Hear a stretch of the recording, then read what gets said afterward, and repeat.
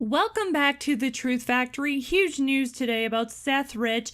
You should know who he is by now, but if you don't, I have made several videos about him. He is the person who leaked Hillary Clinton's emails to WikiLeaks and was mysteriously killed. Proving that Seth Rich did this would completely destroy the Russian hacking narrative and put the DNC into even more hot water. You get it? Because Debbie Wasserman Schultz looks like fucking noodles. Seth Rich was trending on Twitter 1 minute and then mysteriously not the next. Actually, it's not mysterious at all, as this story is being suppressed. First thing to hit today was that Rod Wheeler is suing Fox News. Rod Wheeler alleges that Fox News quoted him saying things that he didn't say, and that Fox went to Donald Trump with this story before it was posted online, basically accusing Trump of being actively involved in pushing the Seth Rich narrative to lower the heat of the Russia story. So this makes me think of a few things. One, there's definitely something going on with Rod Wheeler, probably being threatened. And secondly, that this is a direct response to suppress the media's attention that is placed on Debbie Wasserman Schultz right now, as I think they have found something huge on their laptop and that will be released shortly. Oh, sorry, that was just a picture of noodles. Yeah, no, that's much worse. Go back to the noodles. The reason that I think something fishy is going on is that there was a 20-minute leaked audio tape that was tweeted by WikiLeaks today where Rod states a few interesting things. First, that Seth Rich's brother Aaron was clearly covering up anything that had to do with Seth's emails. Aaron has Seth's computer and probably phone and told Rod basically to move along, citizen, nothing to see here. To see here, please. And that Rod was very suspicious of what was on that laptop and how it seemed like there was a strange cover-up that was happening by the family where they were saying, don't look into the emails, just prove it was a botched robbery, which makes you question why. The obvious answer is they're probably being threatened in some way, or there's money that could be involved, which I will get to in a bit. So why would a detective who thinks this way now come out and say that the whole story was done by Donald Trump to take the heat off of Russia? Well, you would do that if someone said that they were going to kill you and your entire family, or if they offered you a large sum of money. And also, now Trump is involved somehow.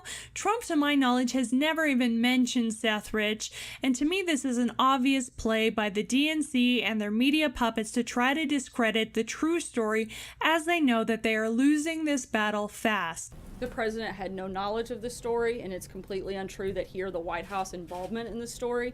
And beyond that, this is ongoing litigation, and I'd refer you to the actual parties involved, which aren't the White House. The linked audio tape is long, but it's worth listening to, so I'll put a link to that in the description, which I imagine will be played at the hearing of this lawsuit, as it pretty much debunks the entire thing. Secondly, WikiLeaks tweeted out a clip from Seymour Hersh, a Pulitzer Prize-winning mainstream liberal investigative journalist, an amazingly credible guy who was recorded having a conversation with Bukowski, who is the one who funded the Seth Rich investigation and who hired Rod Wheeler in the first place. Seymour is now denying the entire conversation and says that the call was just gossip, but that's some pretty big gossip, as Seymour says that the FBI and their cyber unit uncovered that Seth had sent some juicy DNC emails to WikiLeaks and asked WikiLeaks for money. An extensive sample, I'm sure dozens of emails, and said I want money. Which is something I hadn't considered, and it might be one of the reasons why his brother Aaron didn't want it investigated, because it might affect his legacy or how people view him. The way I see it is that Seth Rich had incredible knowledge at his fingertips, and that was an extremely risky thing for him to send to WikiLeaks. Literally, his career and his life were on the line if he got caught. I would call that danger pain and really doesn't affect how I think of Seth Rich. So the question is, did Seth Rich get money from the emails? Who paid him? Was it Julian Assange, or was it the multi-millionaire Kim.com who hated Comey and Clinton? The second question is, how much money did he get, if any, and where's that money now? Because if Aaron Rich is sitting on a few $100,000 or more, of course you wouldn't want people snooping into that. It's also possible that the DNC paid the family to keep quiet, as you know, killing an entire family would be pretty suspicious. Something else interesting is that Aaron Rich is a senior software engineer at Northrop Grumman, which is a defense contractor that provides cybersecurity, and this company also donated $100,000 to Hillary Clinton's campaign and another $90K to the DNC campaign. Now, Hirsch says that Seth Rich had a password-protected Dropbox, so to speak. I imagine this was done through Mega, which is how Kim.com was involved. Seth Rich gave his Dropbox password to a few friends, kind of like, if I die, there are people out there who know the truth. I would wonder who he gave his password to. Obviously, Julian Assange, Kim.com, and just throwing a guess out there, maybe his brother Aaron. I don't want to vilify his brother, but I think his behavior is very suspicious.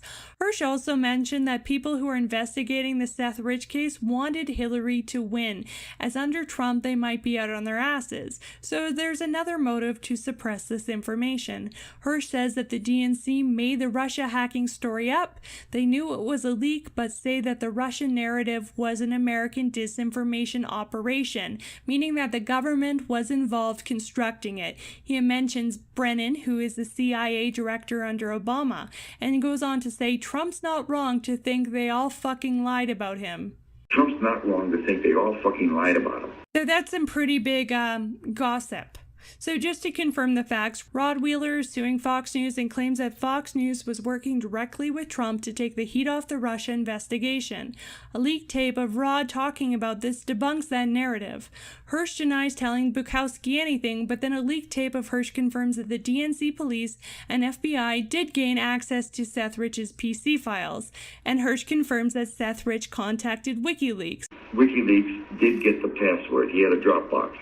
And that the government made up this Russia hack story to try to demolish Trump. You know, no big deal. But this whole Rod Wheeler lawsuit is now just a distraction from the Awan brothers, and the fact that Debbie Wasserman Schultz's brother is the federal prosecutor on Imran Awan's case, and who also might have been the federal prosecutor on the DNC case, which may have been linked to the death of Brenton Wiseman Jr. So the puzzle pieces are starting to fit together, and it's super weird and interesting. And I just want to thank everyone who's supporting me on Patreon. Thank you so much. A link to that in the description. Have a great night, guys. Meow.